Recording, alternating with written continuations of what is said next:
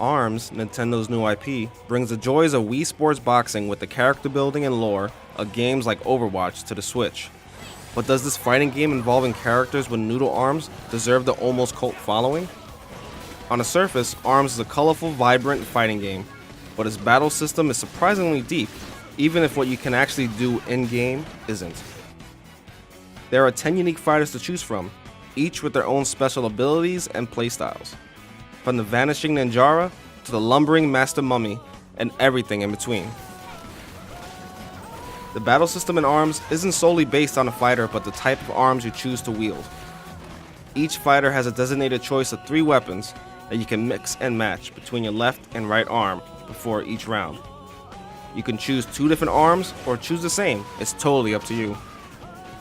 It's a bit funky at first as you get used to the movements, but the controls are responsive and players will work up a sweat. The game also does a great job of giving different battle modes outside of just the traditional fights. There is a basketball, volleyball, and skill shot mode that gives some variety to the gameplay. However, despite all of that, ARMS feels like it's lacking when it comes to content. You have your traditional arcade mode and the Grand Prix, you have your local multiplayer and online modes, but that's it.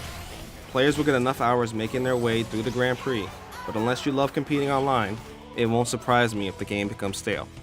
There is another minigame that gives players a chance to win more arms for each character by using the in-game currency. This adds some more hours for those who are completionists and don't mind grinding. Overall, the fighting and battle mechanics in ARMS is done very well. It's fun, different, and works with every aspect of the Nintendo Switch. The lack of game modes and content is troubling, but if you enjoy playing online, you can get a lot out of this title.